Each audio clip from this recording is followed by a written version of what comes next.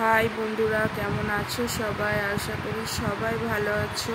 আমিও ভালো আছি। আমি অনামিকা নিয়ে চলে এসেছি নতুন একটা ব্লগ। আর হ্যাঁ, আমার নতুন ব্লগে সবাইকে স্বাগত। আর আজকে আমরা যাচ্ছি একটা শিব মন্দিরে ঘুরতে। তো আগের ব্লগে বলেছিলাম যে আমরা একটা শিব মন্দিরে গেছিলাম, তো সেই ব্লগটা পরে আসবে। তো সেই ব্লগটাই আজকে দেখাচ্ছি আর কি।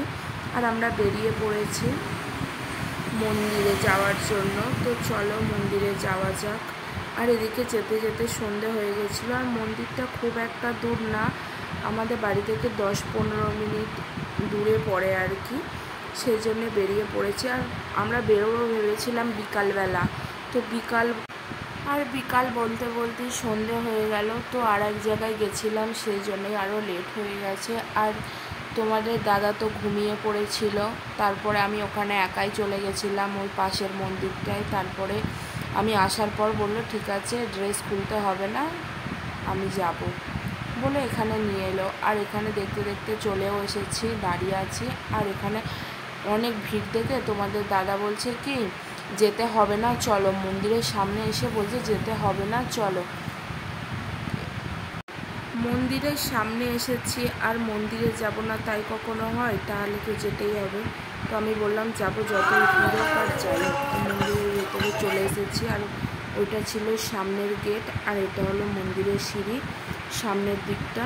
চলো দেখতে থাকো।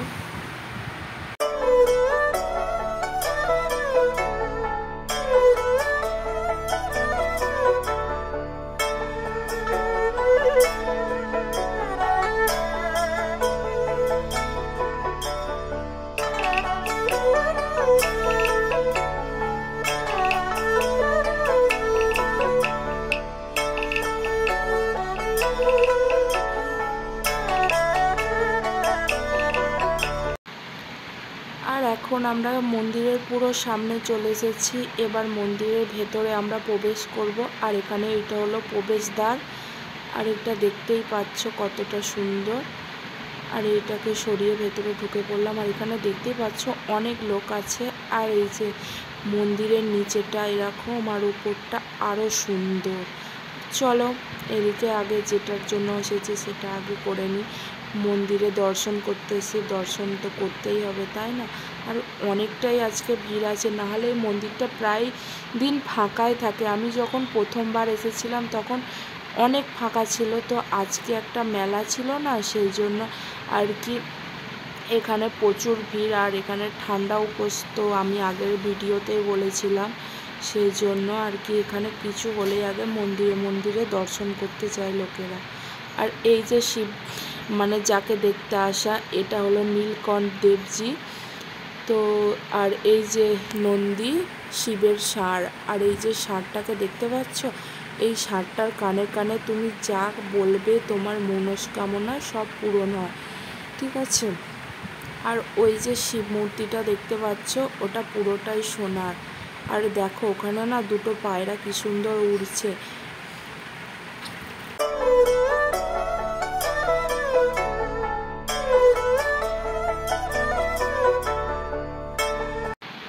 আর এদিকে দর্শন করার পর আমরা একটু তিলক পরে নিয়েছি। আর পরে নেওয়ার পর আর এদিকে দেখতে পাচ্ছ রাম আর সীতা। আর ওদিকে ছিল রাধাকৃষ্ণ, ওদিকটা দেখানো হয়নি আর কি। আর এখানে এগুলো প্রসাদ দিয়ে দিয়েছে। আর চলো গোটা মন্দিরটা ঘুরে দেখা যাক। আর এদিকে আরও অনেক ঠাকুর দেবতা আছে আর কি। আর এটা হলো মহারাষ্ট্রজি, যে মন্দিরটায় আমি প্রথমে গেছিলাম, ভিডিও করেছি। আর এদিকে একটা গণেশের মূর্তি আছে। আর ওদিকে হনুমানজি আছে। আর এপাশে ছিল রাধাকৃষ্ণ, ওটা আর দেখানো হয়নি। আর এটা হলো গোটা মন্দিরটা।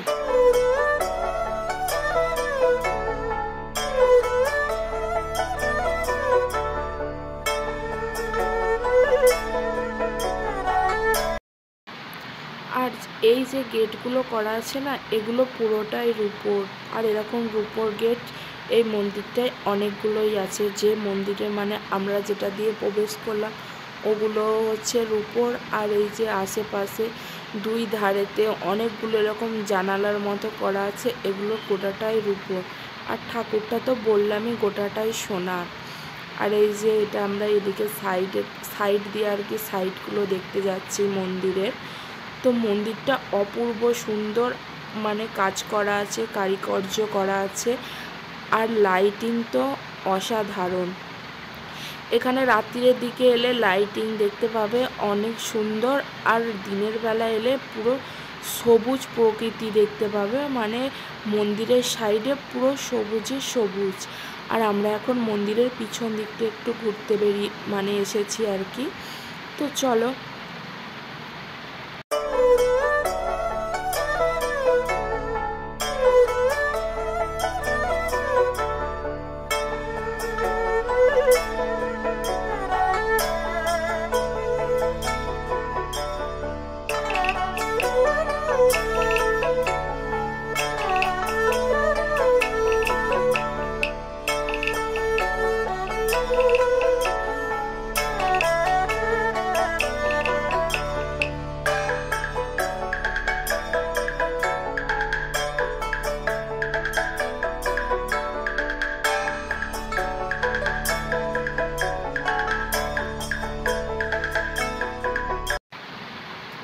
আর এইখানটা মন্দিরের পিছন দিকে এখানে আর কি মহাদেবকে যে স্নান করায় সেই জলটা এখানে এসে পড়ে, ওটাই আমরা একটু মাথায় নিয়ে নিলাম আর কি।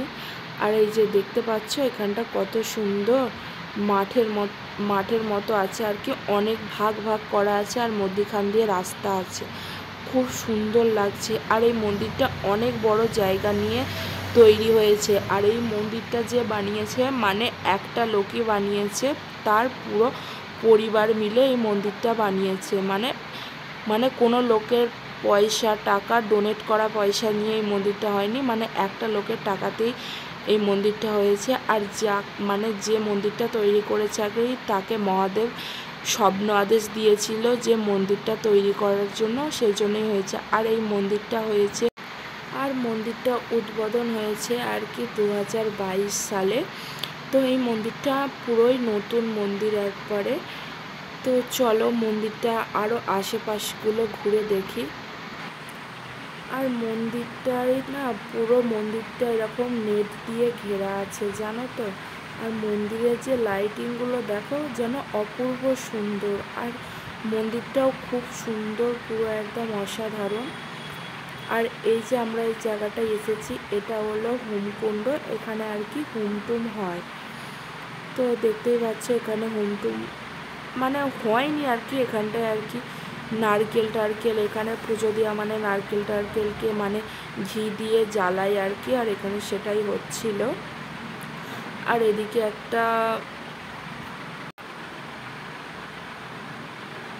ওইদিকে একটা সন্ন্যাসী বসেছিল। আর আমরা এটা পুরো মন্দিরের একদম পিছন দিক নয়, পুরো সাইডের দিকে এসে গেছি। আর মন্দিরটা দেখো কত অসাধারণ লাগছে।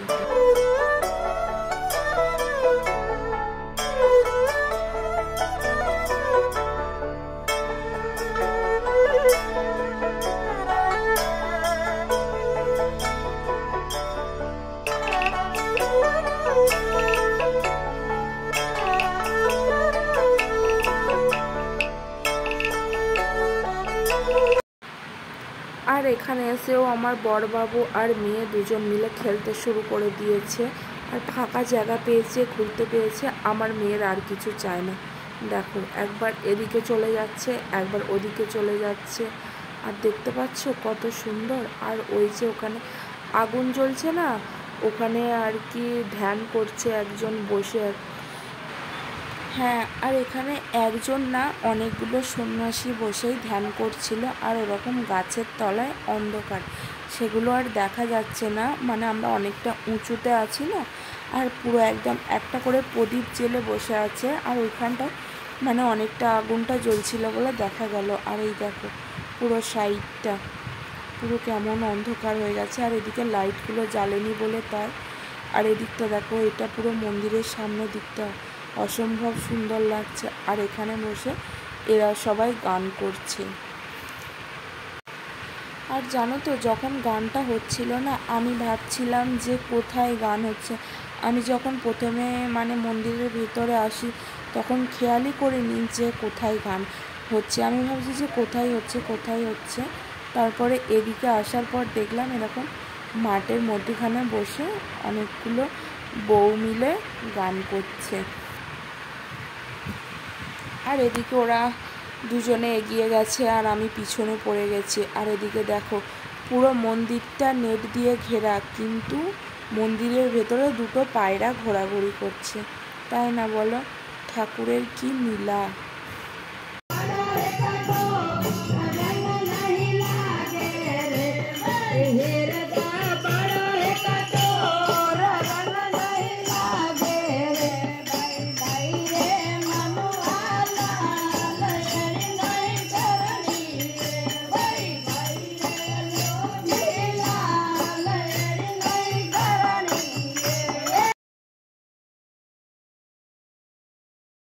আর এদিকে দেখতেই পেলে ওদিকে গান টান হচ্ছে কীরকম কী। আর এদিকে আমরা মন্দিরের পুরো মানে সিঁড়ি দিয়ে নেবে নিচে চলে এসেছি। আর এটা হলো মন্দিরের পুরো সামনেটা, দুদিকে দুটো রাস্তা আছে, একদিক দিয়ে যাবে আর একদিক দিয়ে আসবে। তো এখানকার লোকে ওইটা মানে না, একটা দিক দিয়েই যায় আর একটা দিক দিয়েই আসে। আর চলো এইদিকে দেখো কত লোক বসে আছে, ফোন দেখছে, বাচ্চারা খেলাধুলা করছে, গল্প টল্প করছে সবাই। আমিও তোমার দাদাকে বললাম চলো তাহলে, বসতে তো পারবো না, এখানটা দিয়ে একটুখানি হেঁটে যাই। ও বাবা বলছে না না যাওয়া যাবে না, দেরি হয়ে যাচ্ছে। মানে যখনই আমাকে নিয়ে বাইরে বেরোই তখনই ওর দেরি হয়ে যায়, ও মানে হাতে কাজ রেখেই বেরোই আর কি। তাহলে চলো, যখন বসবেই না তাহলে আর থাকার দরকার নেই, যাওয়া যাক। আর এই দেখো আমার মেয়ে আর বড়বাবু দুজন মিলে যাচ্ছে। আর সবুজ প্রকৃতির দৃশ্যটাই আলাদা, তাই নয় বলো? কত সুন্দর লাগছে দেখো।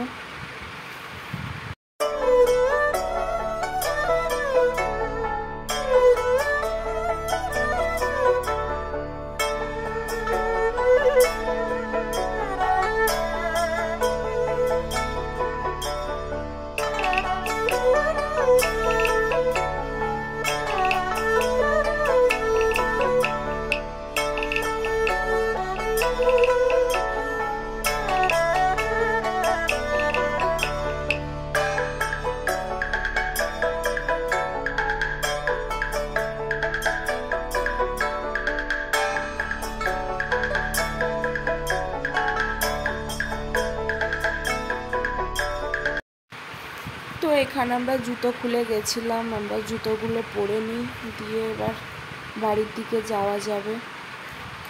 আর এদিকে মন্দির থেকে বেরিয়ে চলে এসেছি, আর আমরা বাইরে বেরিয়েছি আর কিছু খাবো না তাই কখনো হয়, তো সেই জন্যই আমরা ফুচকা খেতে বেরিয়েছি। আর মানে ঘুরতে ঘুরতে অনেকটা দূরে এসেছি, তো একটাও ফুচকা দেখতে পাইনি। মানে এখানে কিছু হলেই আর কি গোটা মার্কেট টার্কেট সবই বন্ধ থাকে না।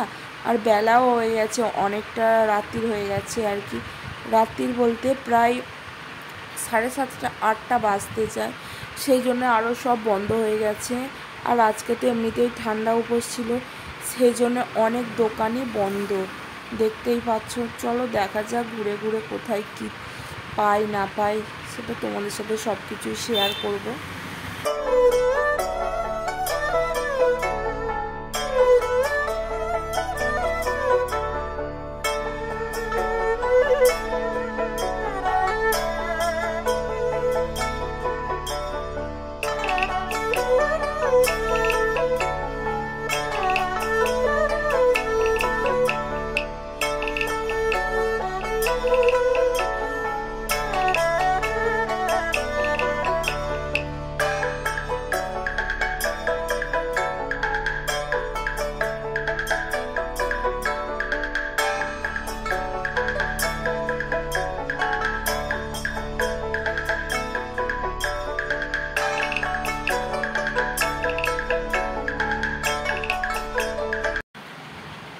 অনেক ঘুরে ঘুরে দেখতে পেলাম এখানের মার্কেটটা খোলা আছে, তো এখানে অনেক রকমের খাবার দাবার আছে, ফুচকা, তারপরে বরফের গোলা, ওইদিকে পাও ভাজি, আরও নানা রকমের অনেক কিছু খাবার আছে। চলো দেখা যাক কোন খাবার আমাদের ভাগ্যে মেলে।